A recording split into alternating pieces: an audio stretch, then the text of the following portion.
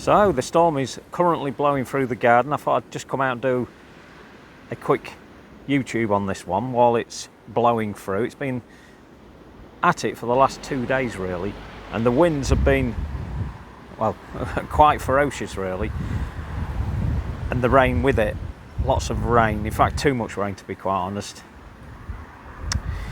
Up at Grassy Bottom it's having an impact, as you can see, but the grasses are looking good as usual, as they always do, and they're still offering quite a lot. This is why I have grasses. I don't want to harp on about the grasses, but this is why I have them.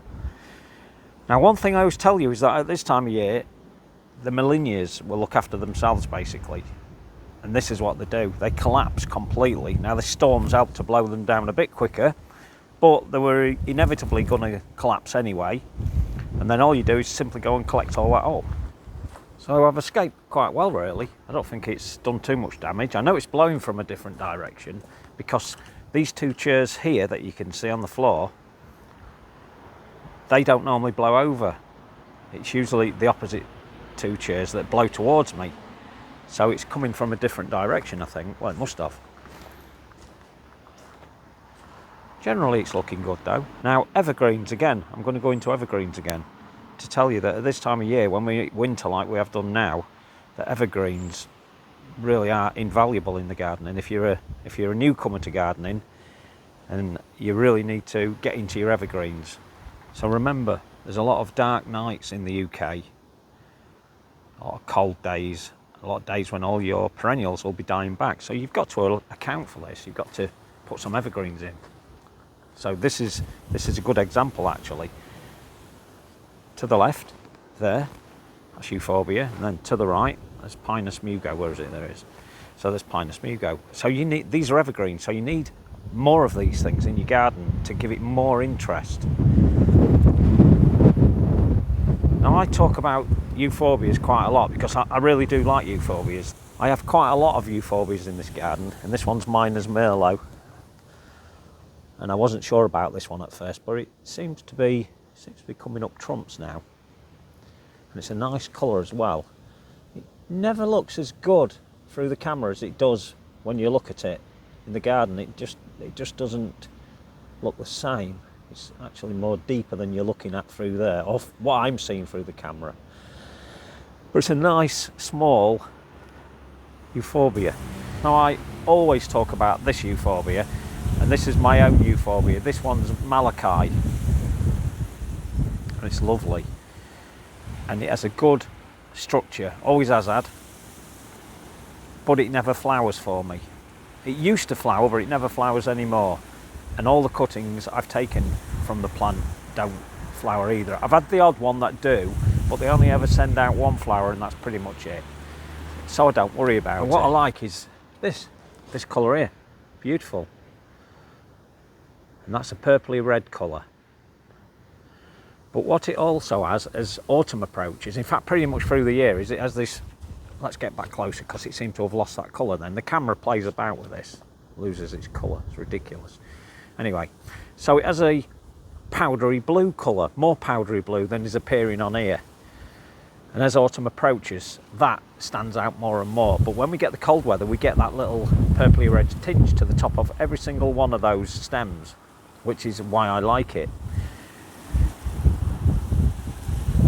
It keeps a good shape. I take cuttings every single year from this, and you should take cuttings from them. About May time would be a good time to take cuttings from these, and you would take them from the lower stems. So the ones that aren't flowering, you take them from those. And it's a bit weird, euphorbia, in the fact that it will have lots of top growth, as it has here, and then it will have sort of corresponding growth like this one here. Now that, even if this was going to flower, that wouldn't flower. This would, this wouldn't. That's next year's flowers. So you've got to bear that in mind when you keep Wolfenii type euphorbias.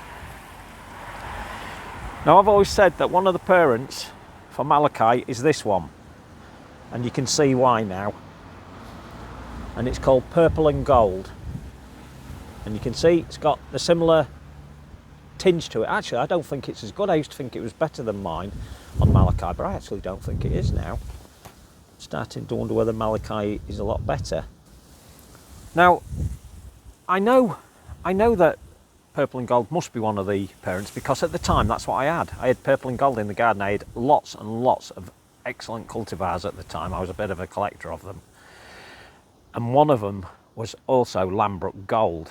Now, I've learned after a bit of investigation that Lambrook Gold doesn't really flower, or is a bit shy to flower. It does flower. I've seen it flowering all over the place. I had it and it flowered. But apparently it can be shy to flower as well. And I think that Malachy's taken on that trait as well. So I'm now assuming there it's probably purple and gold and Lambrook Gold, which are the two parents of Malachy. I really need to bring it to the market. Now, I've given it away to a few people and they do sing its praises, so maybe there's some hope for it yet. So I'm down at the boardwalk border now, and there's another one of my Euphorbia Malachys, and you can see the tinges all around it. And it's just a really good plant. I can't sing its praises enough, to be quite honest with you. It's a really nice plant. And as I said, I need to bring it to the market.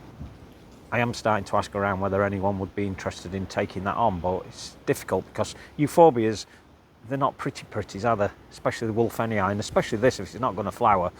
Not a lot of people want to know about it. They don't want to like commit to it.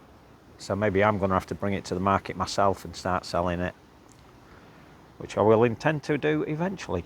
But Euphorbias do have a lot to offer the garden. They are evergreen after all. They're really nice. Now, walking around the garden, I can see lots of bare patches, as you can see yourselves on the video. But there's another evergreen here, and that's Viburnum Davidi, another good one I always talk about. And then just to the left of it, another Molinia that's completely collapsed, and that will be tidied up. Now, I won't bother at the moment because it's just too windy. It's freezing as well, to be quite honest with you. There's the wildlife dip pools. You can see that the corylus above it has now lost its leaves, or is beginning to lose its leaves. They're very slow to drop off this year, but typically there they are in there. And I said that I would cover that over with a net, but I never bother. What I'll do is I'll just go in when a few more have fallen off, and I will use a net that I've got and just take them out and keep taking them out. So it's all looking a bit of a mess, but still looks interesting because of the grasses. Here I go again about the grasses. And I just love it. Now, another thing that you don't want to be doing at this time of year is removing these. These are now called Hylotelephiums. Call them sedums. It's easier if you're new to it. It's easier to call them sedums. A lot of people call them the ice plant because that's what they're commonly known as. And they're really nice, but don't take them out the garden because this is the look. You get another point of interest. Beautiful, look at that. You'd be hard pressed to find anything at this time of year that looks as good as that. Even though it's dying, I appreciate that. I know it's dying, but they look good. Leave them alone. Good for insects as well. Don't forget they overwinter in these plants. So leave them alone. They look great. Another conifer there. That's looking absolutely beautiful. That one's called Green Tower, so it's an evergreen. And I've been waiting for this to get a little bit better than it is at the moment. It's doing all right. And this one is a pinus called Contorta Chief Joseph, and it goes really yellow. And it's not gone as yellow as it should, but if you look to the right where the green box edge is, that's the sort of colour it usually is. So you can see from that it's turned out to be quite a nice colour. But as of yet, it's not reached its peak. It'll reach that more midwinter when it'll go completely yellow. But it's a beautiful, beautiful plant that I bought about 3 years ago from a very good supplier, a nursery up in the Lake District. And when it arrived, it was no bigger than a twig, and I paid an absolute arm and a leg for it. In fact, I paid £70 for it, and it can't have been no bigger than 6 inches tall. But it was definitely worth buying because it is absolutely beautiful. It's all looking pretty good, the garden. It always does, to be honest. Even when things are dying away, everything looks good. Now there's a Cecillaria there, Cecillaria autumnalis, that was in the garden. I'd planted it, and in actual fact, I took it from the bottom of that bamboo. And I just didn't think it suited that anymore, so I just took it out. And I always put them back into pots, and then eventually we'll find another home for it. I tend not to get rid of anything really, unless I really don't like the plant. Everything's looking good here. The bamboo's looking great. Just love bamboos. I've got another bamboo. In fact, while we're up here, let's take the opportunity to take a look at this one. And this is a Thamnocalmus, and one called Crassinodus Q Beauty. And it's looking absolutely terrible at the moment because it tends to be a little bit more tender than normal bamboos, and you've really got to put it into a good position. Now this is in my Japanese garden, and as I said, it's looking a bit terrible. I usually tie it up. You can see the red thing at the bottom there. That's usually higher up, but because the winds are blowing, it's worked its way down, and I shall pull that back up again because I don't want it to splay as much as it does. It's probably the wrong choice of bamboo really for this area. I may end up moving it completely. That'll probably suit better down at the wildlife area actually. So we might put it down there. Who knows? Who knows? And it does look terrible, but believe you me, when spring comes back in, that will bounce back. Unless we get an absolutely terrible winter blowing in with snow and freezing cold winds for weeks and weeks, then that should be fine. It should survive. Most of them do. I've got some roses that need tying up as well. Now's a good time to be messing about with your roses. We're in December. Always a good time. Yeah, always a good time for cutting them down or back, whatever you choose to do. I actually come out now and again and just pot around. When I'm feeling like I want to come out and do a bit of pruning, that's when I do it. I don't really set myself days for it. So you have to be careful because you can chain yourself to the garden if you're not careful, and it can become a chore. That's what you don't want it to become, because on days like today when it's windy and blowy and there's a bit of a rain, you really don't want to be in the garden and you'll feel it's a bit of a chore, so just be careful. But them days of spring are not far away. I always remind myself of that. In the cloister pergola, and these haven't turned as good as they do normally actually. They're not bad. These ones are pretty good with this orangey look. They're very nice. And this is a rose, obviously. I'm sure even if you're a novice at it, you realise that's a rose. And it's a beauty as well. And it's called Starlight Symphony. I always talk about it because it doesn't get a lot of diseases. In fact, it never gets any disease, if I'm honest. The birch behind it's looking a bit green, which it will. It will look a bit green at this time of year because it's damp, cold, miserable. But a clean up, once all this weather's gone through, we'll bring that back to white again. But to be quite honest with you, I won't bother till at least spring kicks in because it'll just continue to go green. So if there's any tree you're going to get for your garden, I'd recommend a silver birch. Always recommend silver birches. They're beautiful. I've always had silver birches in every garden I've had. And this one's a beauty. They're commonly known as the Himalayan birch.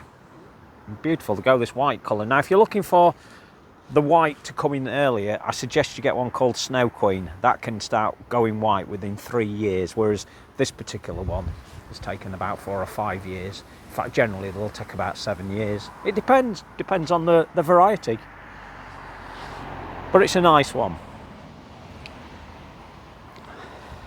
That structure, I get asked questions all the time on my structures. And that structure doesn't need to be there. It's there as part of the garden. It's there to give it interest. That's all I do it for. I don't need it there, but I love to see them. I love to see wacky things because I like wacky things. That's very wacky, and I've got 3 of those.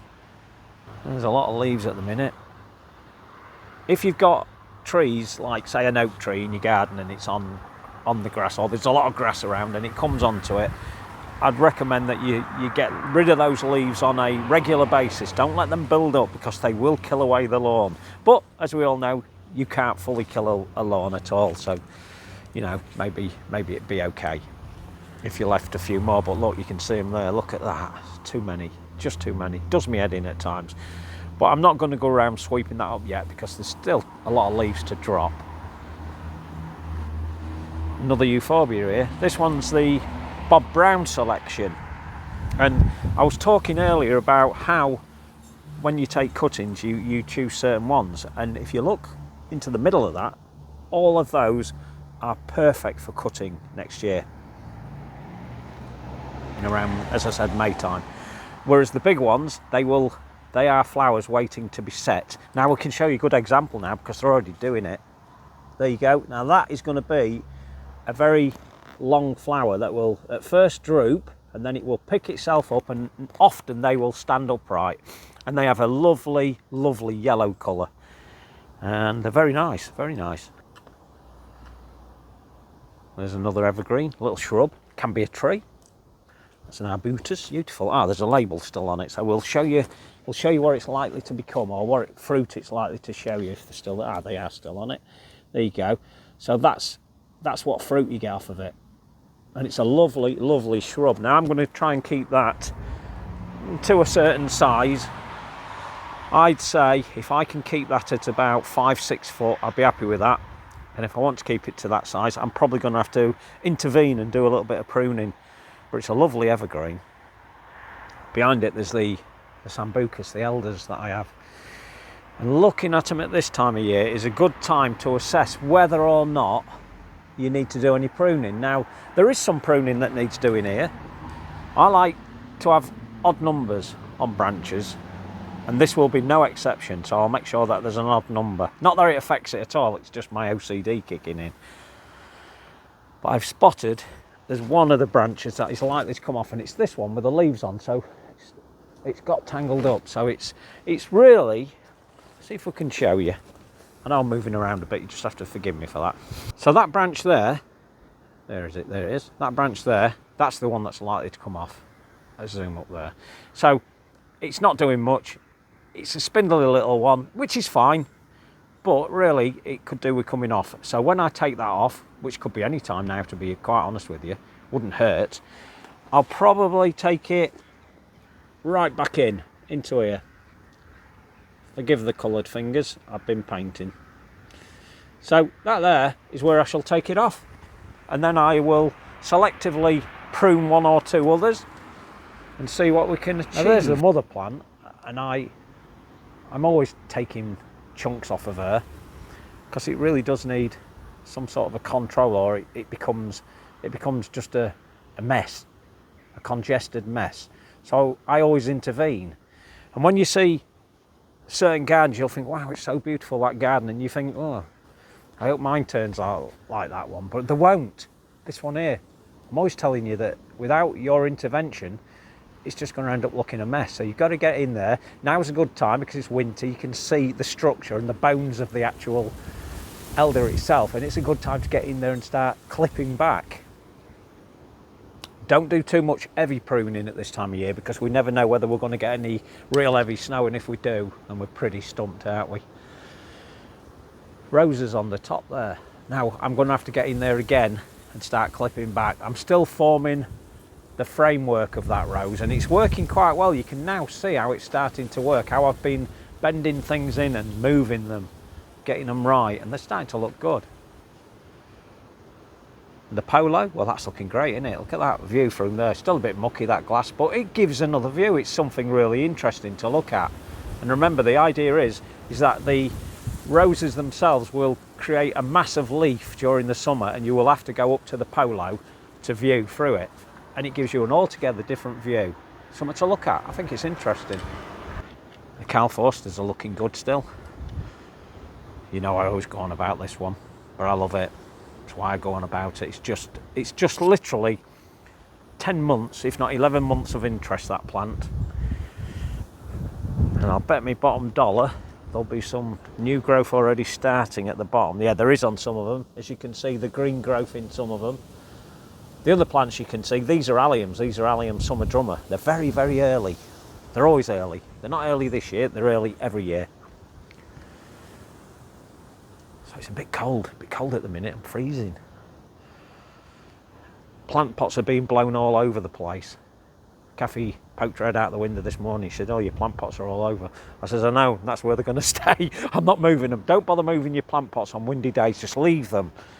Especially if you've got little shrubs in pots, because what you'll end up doing is you'll end up moving them, sitting them upright again, and they'll blow over again, and then eventually they'll snap a branch off. So I try and avoid that, just leave them alone. That bamboo in that structure there is looking fab, isn't it? It's working just as I hoped it would. The idea was always that that would create a barrier, a wind barrier for the deck, for the floating deck, which is just there. And a lot of wind comes around there, and it's now thickening up. This particular type is a Far GC, and it's Far GC Knitted, one called Winter Joy.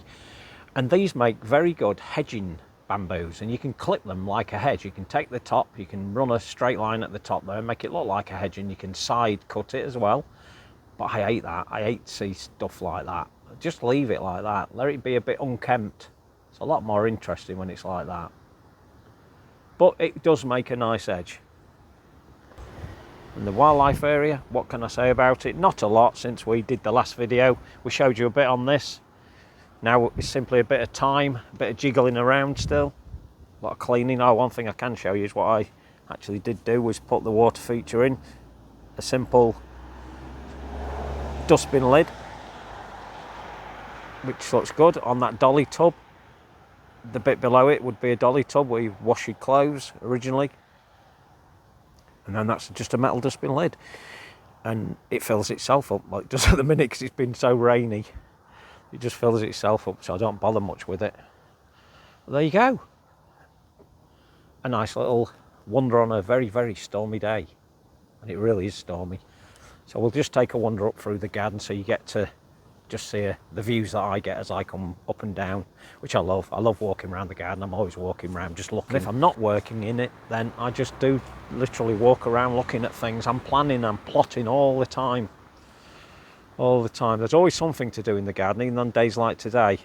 Had I not been busy with something else, and I'd probably be in here again doing stuff, but for the moment I'm going to leave it alone. I'll end it back here. So there you go. A windy day up at Grassy Bottom. And I'll talk to you on the next one. Ta-da.